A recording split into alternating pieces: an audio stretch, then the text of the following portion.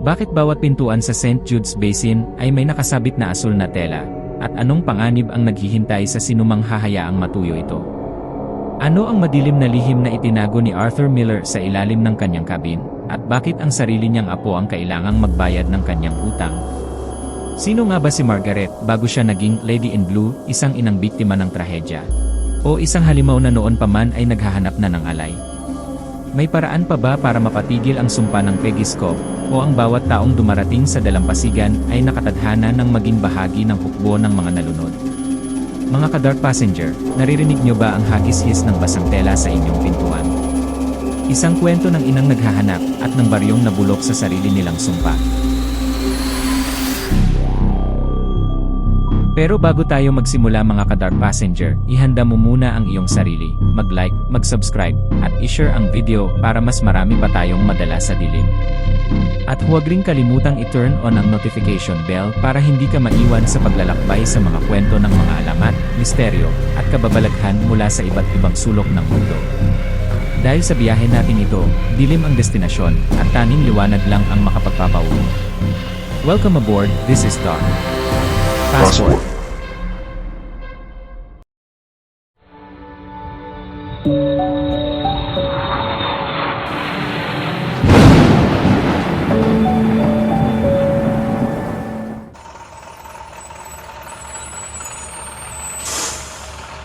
Ang bus na sinasakyan ni Julian Miller ay huminto sa tanging kanto patungo sa St. Jude's Basin, isang liblib na baryo sa gilid ng sikat na Peggy Scoff.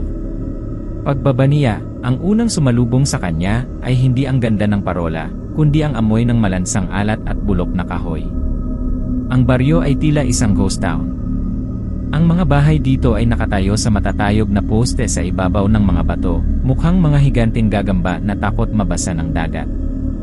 Ngunit ang pinaka-nagtaka si Julian ay ang mga tao. Nakita niya ang isang grupo ng mga mangingisda na nagliligpit ng kanilang mga lambat, ngunit walang nagsasalita. Ang bawat isa ay may nakataling asul na panyo sa kanilang mga braso, at ang kanilang mga mata ay laging nakapako sa lupa, na tila takot tumingin sa abot tanaw ng dagat. "Excuse me po, pwede po bang magtanong, saan po ba dito ang daan patungo sa Miller's Cabin?" Tanong ni Julian sa isang lalaking nagpipintura ng kanyang bangka. Hindi sumagot ang lalaki. Sa halip, itinuro lang nito ang isang matarik na daan patungo sa pinakamataas na bahagi ng talampas. Pansin ni Julian na ang pintuan ng lalaki ay may nakapintang malaking pulang krus, at may nakasabit na asul na bestida ng bata sa tabi nito, punit-punit at basang-basa kahit na mainit ang sikat ng araw. Habang naglalakad si Julian paakyat, napansin niya ang kakaibang katahimikan ng baryo. Walang asong tumatahol, walang batang naglalaro. Ang tanging maririnig mo lang ay ang marahas na hampas ng alon sa mga bato sa ibaba at ang kakaibang tunog ng hangin na dumadaan sa mga siwang ng mga lumang bahay. Nang makarating siya sa gitna ng baryo, hinarang siya ng matandang si Silas, ang pinakamatandang mangingisda sa lugar. Nakaupo ito sa isang tumpok ng mga lumang angkla. "Dayo, huwag mong hahayaan na matuyo ang asul na tela sa pintuan mo." Paos na sabi ni Silas. "Kapag ito ay natuyo, doon siya papasok." "Sino po ang papasok?" tanong ni Julian habang kinukuha ang kanyang bag. "Ang Lady in Blue." Bulong ni Silas, sabay tingin sa nagbabadyang hamog na nagsisimulang gumapang mula sa dagat. "Dito sa St. Jude, hindi kami natatakot sa dilim. Natatakot kami sa kulay asul. Dahil ang asul ang kulay ng huling hininga ng mga nalunod." Hindi pinansin ni Julian ang babala ng matanda at nagpatuloy sa paglalakad hanggang sa makarating siya sa kabin ng kanyang lolo na si Arthur. Ang kabin ay nakahiwalay sa ibang mga bahay, tila ba itinakwil ng buong baryo. Pagbukas niya ng pintuan, isang malamig na hangin ang lumabas mula sa loob. Ngunit bago pa siya makahakbang, narinig niya ang isang tunog mula sa likuran niya, sa gitna ng naglalakad na hamog. Lumingon si Julian at sa gitna ng baryong kapapasalang niya, nakita niya ang isang babae. Nakatayo ito sa gitna ng kalsadang bato, nakasuot ng mahabang asul na bestida. Ang kakaiba rito, ang babae ay tila naglalakad palayo sa dagat, ngunit ang kanyang damit ay patuloy na bumubulwak ng tubig, na tila bagaling siya sa ilalim mismo ng karagatan. Biglang huminto ang babae at dahan-dahang humarap sa direksyon ni Julian. Kahit malayo, narinig ni Julian ang isang tunog na parang pabulong na panalangin, pero ang boses ay punong-puno ng tubig. Nahanap niyo na ba sila? Sa isang kisap mata, binalot ng makapal na hamog ang babae at naglaho ito. Naiwan si Julian na nakatayo sa harap ng kanyang kabin, habang nararamdaman ang unang patak ng ulan na ang lasa ay hindi matabang, kundi kasing alat ng luha ng dagat. Pagpasok ni Julian sa loob ng kabin, hinaras siya ng amoy ng luma at alikabok na hinaluan ng malansang singaw ng dagat. Ang loob ng bahay ni Lolo Arthur ay tila tumigil sa panahon. Ang mga gamit ay naroon pa rin, nakatakip ng mga puting kumot na mukhang mga multong nakatayo sa dilim. Ngunit may isang bagay na agad na kumuha sa atensyon ni Julian. Lahat ng salamin sa loob ng bahay, mula sa banyo hanggang sa sala, ay pinahiran ng makapal na asul na pintura. Tila ba ayaw ng kanyang lolo na may makita silang aninag sa gabi. Habang naghahanap ng kandila sa kusina, napansin ni Julian ang isang kakaibang marka sa sahig. Sa ilalim ng lumang mesa, may isang bahagi ng kahoy na hindi pantay. Nang hilahin niya ang mesa, tumambad ang isang trapdoor na walang hawakan.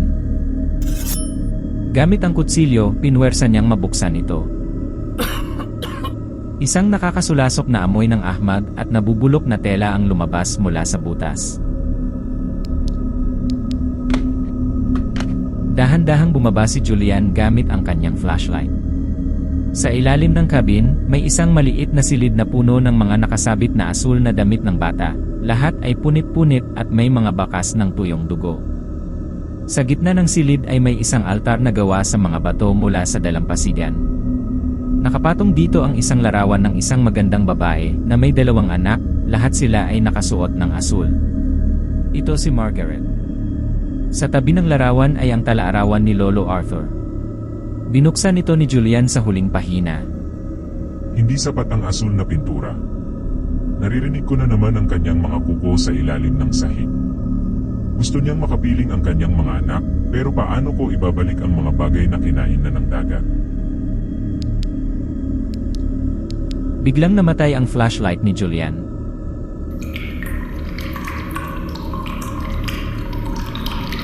Sa gitna ng kabuang dilim, narinig niya ang tunog ng tubig na bumubulwak mula sa ilalim ng mga bato ng altar. Kasunod nito ang tunog na kinatatakutan niya, ang hagis-his ng basang tela. Pero hindi ito galing sa labas. Galing ito sa mismong loob ng silid. Nahanap mo ba sila? Isang malamig na bulong ang naramdaman ni Julian sa likod mismo ng kanyang leeg. Nang muling bumukas ang flashlight, nakita ni Julian ang isang basang-basang kamay na kulay asul, mahahaba ang mga kuko, na dahan-dahang nakapatong sa kanyang balikat. Ang tubig na tumutulo mula sa kamay na iyon ay hindi lang tubig dagat, ito ay may kasamang maliliit na uod dagat na nagsimulang gumapang sa balat ni Julian. Sa loob ng masikip at madilim na silong, tanging ang mahinang liwanag ng flashlight ni Julian ang nagbibigay buhay sa paligid.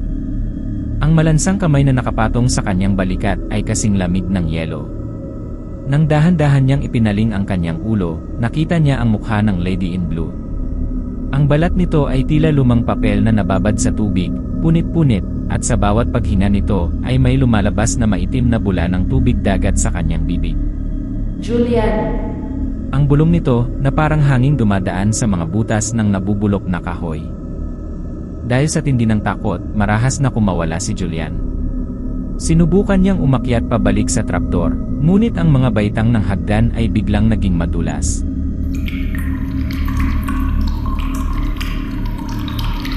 Napansin niyang ang tubig sa sahig ng silong ay mabilis na tumataas.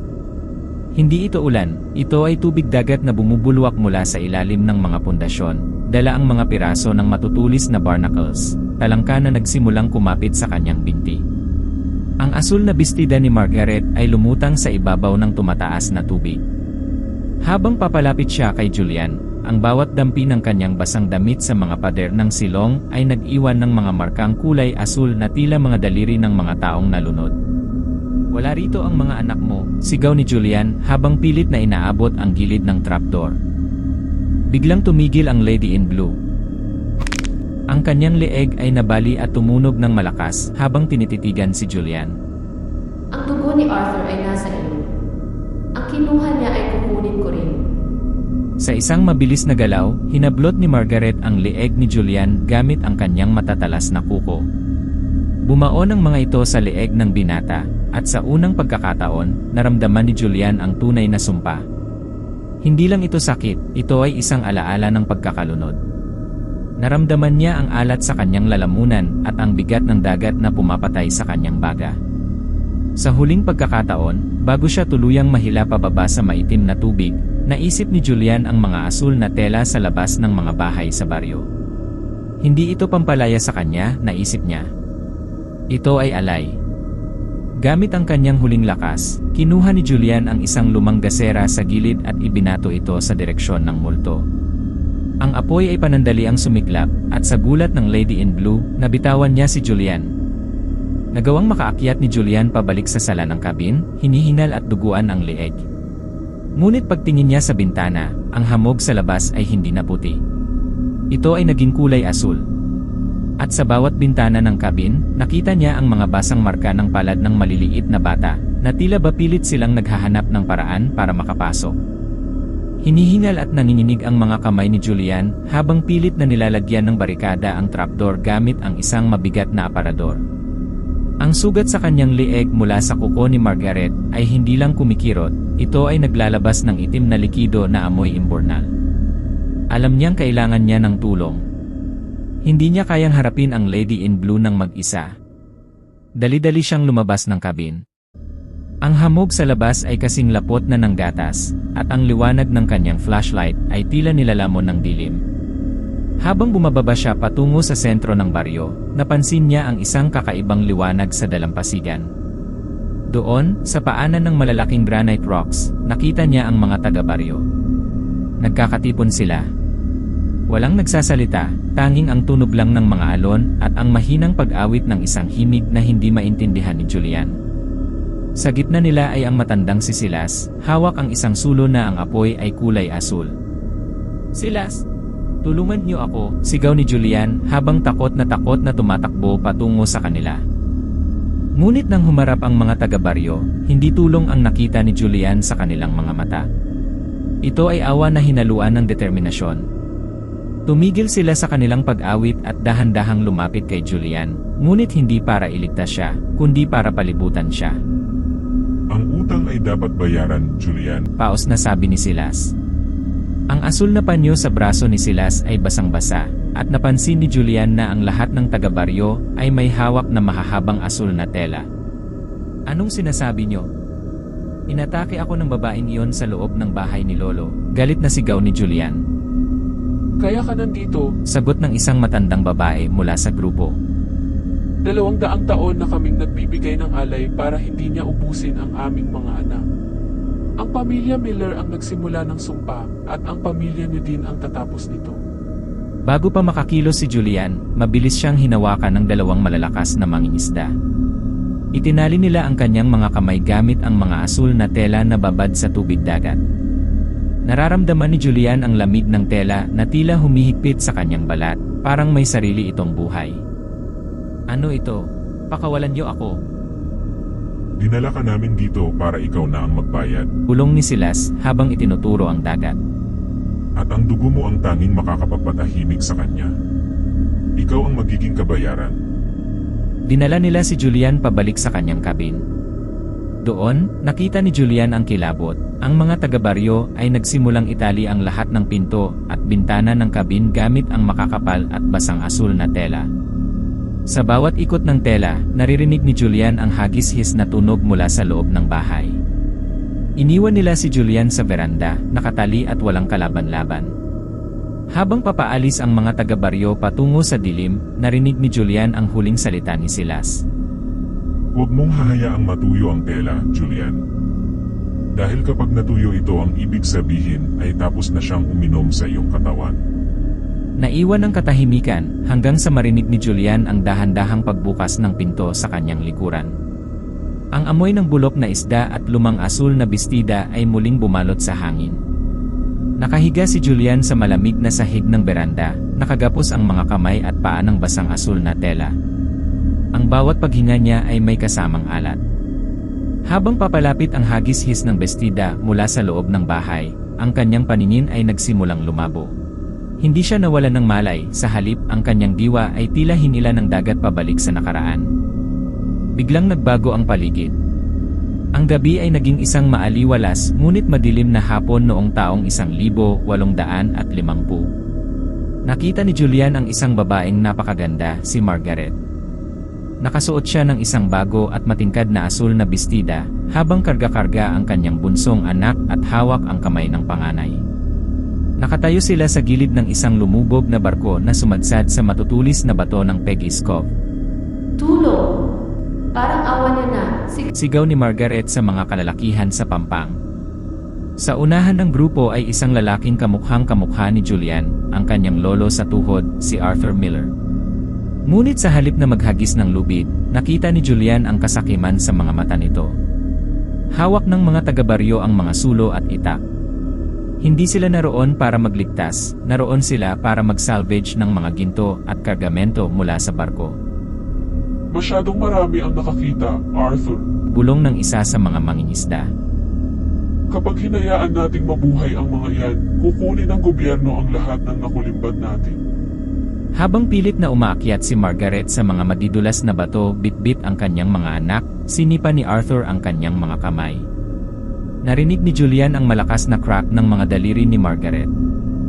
Patawarin mo kami, Margaret. Pero mas mahalaga ang ginto kaysa sa 3 bangkay sa gitna ng bagyo, sabi ni Arthur. Pinanood ni Julian kung paano lumubog ang asul na bestida sa itim na tubig. Ang huling nakita niya ay ang mukha ni Margaret sa ilalim ng dagat, hindi galit, kundi isang matinding pait at pangako ng pagbabalik. Ang kanyang sumpa ay isinilang sa sandaling ang kanyang huling hininga ay naging bula ng alat. Biglang nagising si Julian. Pagbalik sa kasalukuyan, nasa harap na niya ang Lady in Blue. Ngunit sa pagkakataong ito, hindi lang takot ang nararamdaman ni Julian. Nakikita niya ang mga uod na lumalabas sa mukha ni Margaret, ang mga barnacles na nakabaon sa kanyang balat, at ang asul na bestidang duguan. Hindi lang nila kayo pinatay. Bulong ni Julian habang tumutulo ang luha niya. Ninakawan din nila kayo ng huling hantungan. Huminto si Margaret. Ang kanyang panga na kanina ay nakalaylay ay dahan-dahang sumara. Ang mga itim na butas ng kanyang mga mata ay tila tumitig ng malalim sa kaluluwa ni Julian. Sa unang pagkakataon, hindi siya sumugod. Itinaas niya ang kanyang kamay at itinuro ang direksyon ng parola ng Peggy's Cove. Sa ilalim ng parola, may isang bahagi ng lupa na hindi kailanman dinadaluyan ng tubig. Doon nakabaon ang kanyang mga anak, hindi sa sementeryo, kundi sa ilalim ng pundasyon ng liwanag na dapat sana ay nagligtas sa kanila. Ngunit ang katahimikan ay panandalian lamang. Mula sa dilim ng baryo, narinig ni Julian ang sigaw ng matandang si Silas. Tapusin mo na siya, Margaret. Kunin mo na ang alay mo. Ang mga taga-baryo ay pabalik na, may dalang mga sulo at mas maraming asul na tela. Napagtanto ni Julian, ang tunay na mga halimaw ay hindi ang babaeng nalunod, kundi ang mga taong patuloy na nagtatago ng kanyang kwento. Ang gabi sa Peggy's Cove ay naging isang buhay na impyerno. Habang si Julian ay nakagahpos pa rin sa malamig na sahig ng beranda, ang mga taga-baryo ay parang mga aninong lumalabas mula sa makapal na hamog. Ang bawat sulo na hawak nila ay nagbibigay ng madilim na kahel na liwanag na tumatama sa mga basang bato. Ito ang huling gabi ng iyong pamilya sa lupain ito. Sigaw ng matandang si Silas. Ang kanyang boses ay nanginginig sa galit at takot. Ang mga taga-baryo ay nagsimulang gumawa ng isang bilog sa paligid ng cabin. Nagsimula silang magsabog ng asin at itim na buhangin, isang rito na tila ginagawa na nila sa loob ng maraming siglo para ikulong ang anumang nasa loob ng bahay. Ngunit ang hindi nila alam, ang Lady in Blue ay wala na sa loob ng bahay. Isang nakakabinging katahimikan ang bumalot nang biglang huminto ang hangin. Ang mga asul na tela na nakatali sa pinto at bintana ni Julian ay nagsimulang manginig, hindi dahil sa hangin, kundi dahil sa tubig na biglang bumulwak mula sa loob ng mga hibla nito. Ang basang tela ay nagsimulang kumalas sa mga pako, na tila mga ahas na dahan-dahang gumagapang patungo sa mga taga-baryo. Hindi niyo ba naririnig? Pabulong na tanong ni Julian, habang pilit niyang tinitiis ang hapdi ng kanyang mga sugat. Ang ano? Bulyaw ng isang mangingisda. Ang dagat. Tinatawag kayo. Sa isang iglap, isang dambuhalang alon ang humampas sa talampas, isang bagay na imposible dahil sa taas ng kinatatayuan ng kabin.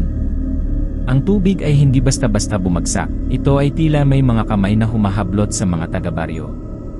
Narinig ni Julian ang mga tili at sigawan ng mga tao habang hinihila sila ng tubig patungo sa matutulis na granite rocks. Ang mga sulo ay isa-isang namatay, at ang tanging natirang liwanag ay ang malamig na asul na nanggagaling sa katawan ni Margaret. Lumitaw si Margaret sa gitna ng kaguluhan. Hindi siya sumusugod para pumatay, kundi para maningil. Sa bawat hakbang niya, ang lupa ay nagiging putik at ang mga bato ay nababalot ng lumot.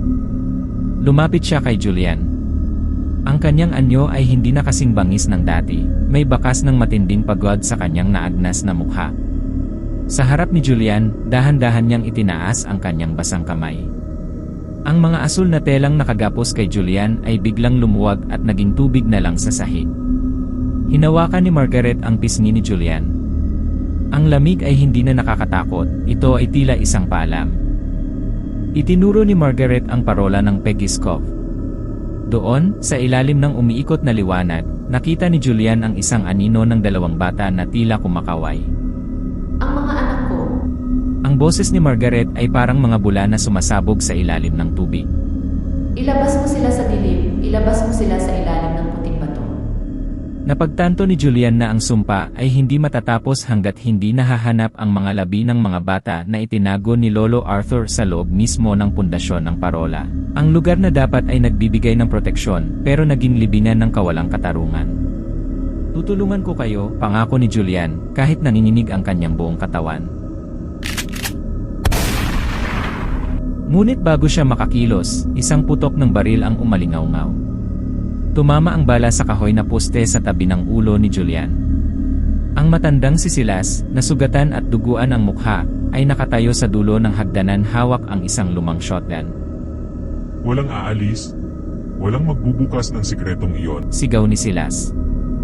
Kapag nalaman ng mundo ang ginawa namin, katapusan na ng Peggy's Cove. Ang putok ng shotgun ni Silas ay nagsilbing hudyat ng isang madugong habulan.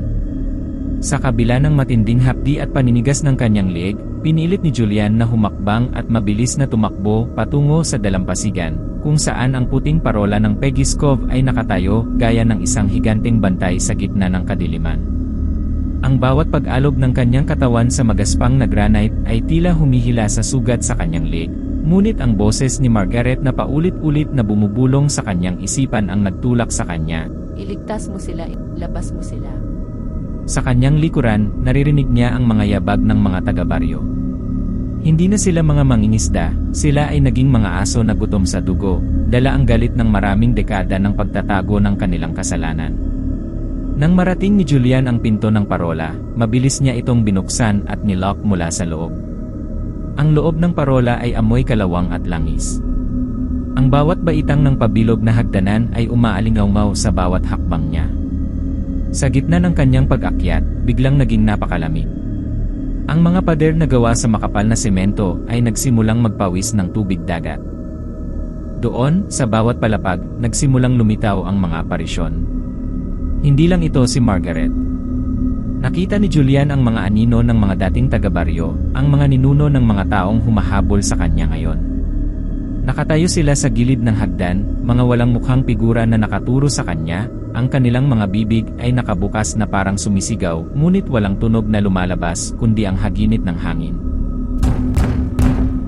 Buksan mo ang pinto, Julian. Ang sigaw ni Silas ay umalingaw-ngaw mula sa ibaba, kasabay ng malalakas na kalabog ng palakol sa pintuan ng parola. Nakarating si Julian sa pinakatuktok, sa silid kung saan naroon ang dambuhalang lente ng parola. Ngunit hindi ang liwanag ang hinahanap niya. Tumingin siya sa sahig. Naalala niya ang sinabi ni Margaret, ang mga anak niya ay ibinaon sa ilalim ng pundasyon ng liwanag. Napansin niya ang isang bahagi ng sahig na may kakaibang marka, isang lumang ukit ng dalawang maliit na kamay. Gamit ang isang mabigat na wrench na nakita niya sa tool bench, nagsimulang pukpukin ni Julian ang semento.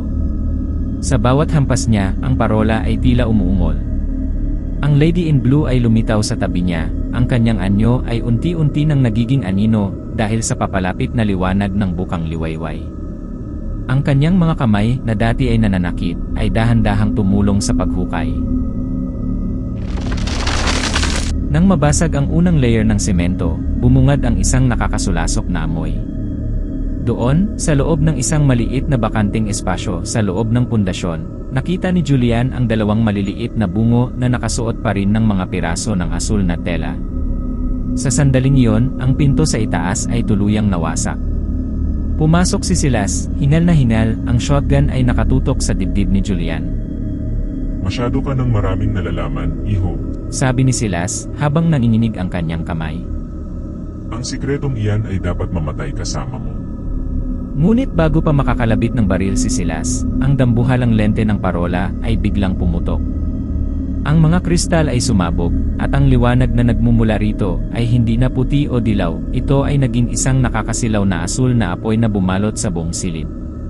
Ang pagsabog ng lente ay nagdulot ng pansamantalang pagkabulag kay Silas. Sa gitna ng kaguluhan, mabilis na kinuha ni Julian ang dalawang maliit na bungo at maingat na ibinalot ang mga ito sa kanyang jacket. Alam niyang kailangan niyang mailabas ang mga ito sa parola at maibalik sa dagat, doon kung saan dapat silang nakahimlay kasama ang kanilang ina. Hayop ka, sigaw ni Silas habang pilit na kinukuskos ang kanyang mga mata. Nagpaputok siya ng baril, ngunit ang bala ay tumama lamang sa bakal na railings na naglikha ng mga kislap ng apoy. Dali-daling bumaba si Julian sa hagdanan. Habang bumababa siya, ang parola ay tila nagbabago ang anyo. Ang mga pader ay naging parang laman ng tao na nababad sa tubig. Ang mga hagdan ay naging madulas na parang dila ng isang higanteng nilalang. Bawat baitang na tinatapakan niya ay tila sumisipsip sa kanyang mga paa. Nang marating niya ang unang palapag, hinarang siya ng 3 mangingisda. May hawak silang mga itak at lambat na puno ng matutulis na hook. Ibigay mo sa amin ang mga bata, Julian. Sabi ng isa sa kanila. Kapag inilabas mo sila rito, mawawala ang lahat sa amin. Ang aming kabuhayan, ang aming proteksyon, lahat iyan ay nakasalalay sa katahimikan ni Margaret. Ngunit ang Lady in Blue ay hindi pa tapos. Mula sa mga anino sa kisame, bumagsak si Margaret sa gitna ng mga mangingisda. Sa pagkakataong ito, hindi lang siya basta multo, siya ay naging isang bagyo. Ang kanyang asul na bestida ay humaba at naging parang mga galamay ng pugita na pumulupot sa mga lieg ng mga taga-baryo. Tumakbo ka na. Ang huling sigaw ni Margaret sa isipan ni Julian. Lumabas si Julian sa parola at tumakbo patungo sa dalampasigan. Ang langit ay nagsisimula ng maging kulay lila, hudyat na malapit na ang umaga. Sa kanyang likuran, ang parola ay nagsimulang yumanig. Ang mga bato ng Peggy's Cove ay tila bumubukas, at ang tubig dagat ay nagsimulang humigop sa pundasyon ng gusali. Nakarating si Julian sa dulo ng granite rocks, doon kung saan ang mga alon ay pinakamalakas. Ngunit bago niya mabitawan ang mga labi ng mga bata, naramdaman niya ang isang matalim na sakit sa kanyang likuran. Isang itak ang sumugat sa kanyang balikat. Si Silas. Ang matanda ay nagawa pang makahabol, ang kanyang mukha ay puno ng dugo at linsyak na galit. Kung mamamatay ang Peggy's Cove, mamamatay tayong lahat. Sigaw ni Silas habang sinasakal si Julian sa gilid ng talampas. Habang nagbubuno ang dalawa sa gilid ng bangin, nakita ni Julian sa ilalim ng tubig ang libu-libong asul na tela na lumulutang, ang mga kaluluwa ng lahat ng mga biktima na kinuha ng dagat sa loob ng maraming siglo. Lahat sila ay naghihintay. Naghihintay sa huling alay. Ang bawat segundo sa gilid ng talampas ng Peggy's Cove ay tila isang taon para kay Julian. Ang itak na sumugat sa kanyang balikat ay naglabas ng init na tila sinunog ang kanyang mga ugat, habang ang mga kamay ni Silas ay kasing tigas ng bakal sa paligid ng kanyang lieg. Ang matanda ay nawala na sa katinuan, ang kanyang mga mata ay nanlilisik, puno ng desperasyon ng isang taong alam na ang kanilang mundo ay guguho na kapag lumabas ang katotohanan. Mamatay ka na. Mamatay ka na para manatiling tahimik ang dagat. Sigaw ni Silas.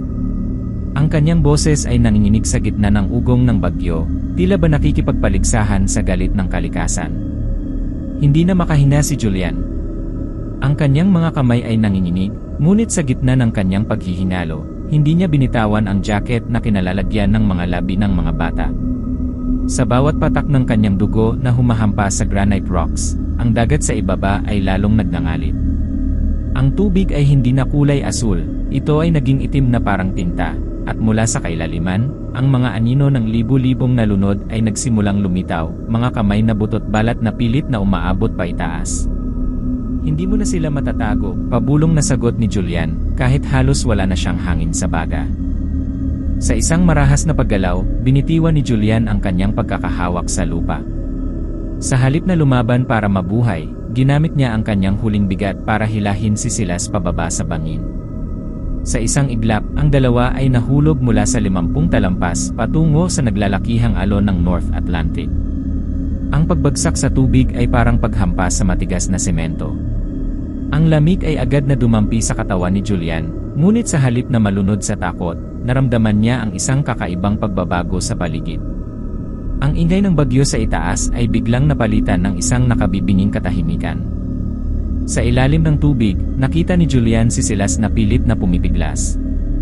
Ngunit ang mga asul na tela na nakasabit sa katawan ni Julian kanina ay biglang lumutang at naging parang mga buhay na galamay.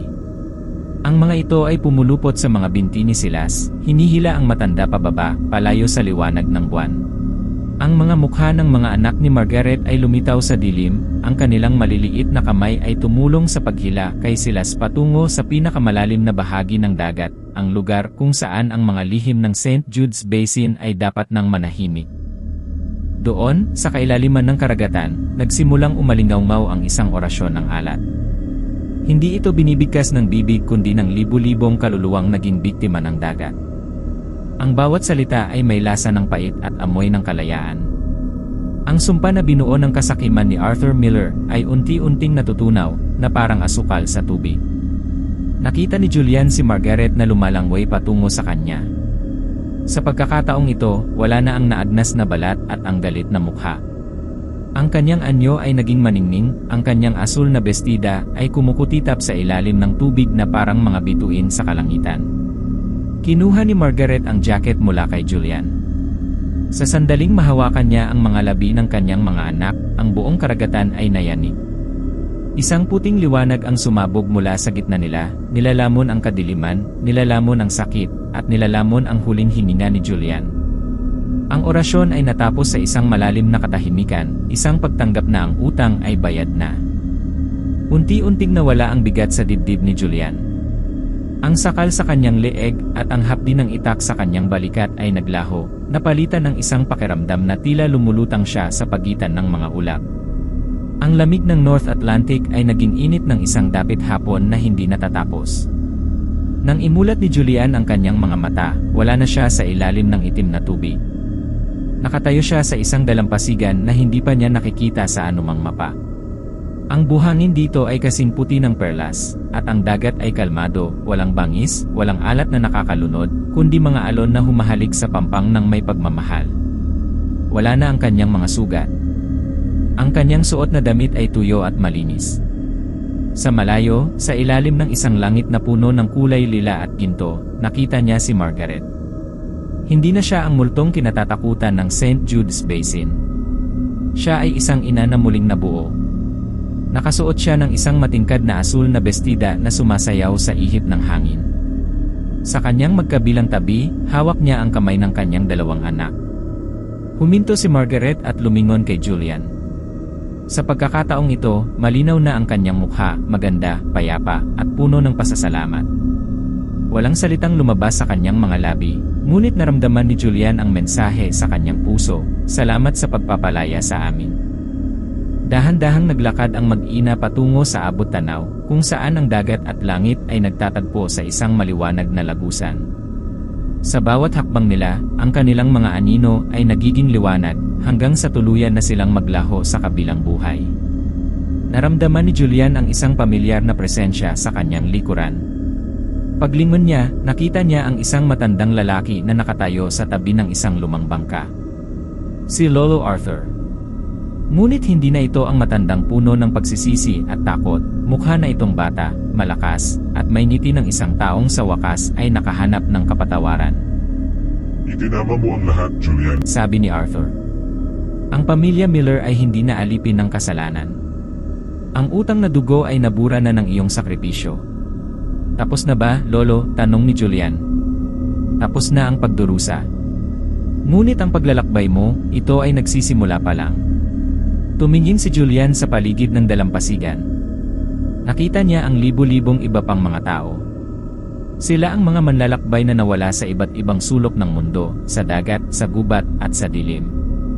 Lahat sila ay naglalakad ng may ngiti, hindi na bilang mga biktima ng misteryo, kundi bilang mga kaluluwang sa wakas ay nakauwi na. Sa Peggy's Cove, nang sumikat ng tuluyan ang araw, ang makapal na hamog ay tuluyang naglaho. Ang mga taga-baryo ay nagising na wala na ang mga asul na tela sa kanilang mga pinto. Ang sumpa ay naputol na.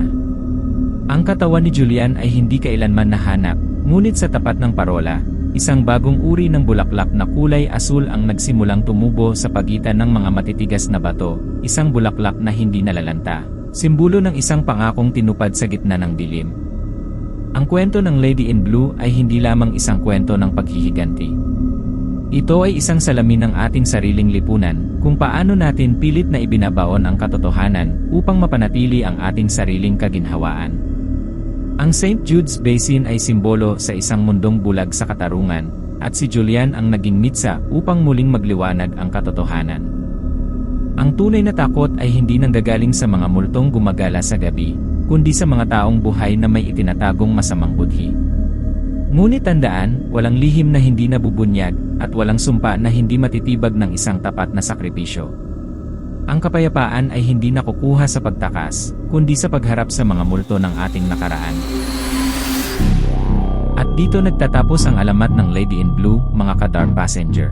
Kung nagustuhan niyo ang kwento ng sumpa sa Peggy's Cove, huwag kalimutang mag-like, mag-subscribe, at pindutin ang notification bell para hindi kayo maiwan sa susunod nating paglalakbay sa mga alamat, misteryo, at kababalaghan mula sa iba't ibang sulok ng mundo. Dahil sa biyahe natin ito, dilim ang destinasyon, at tanging liwanag lang ang makapagpapauwi. Ladies and gentlemen, we have just landed. This is Dark Passport.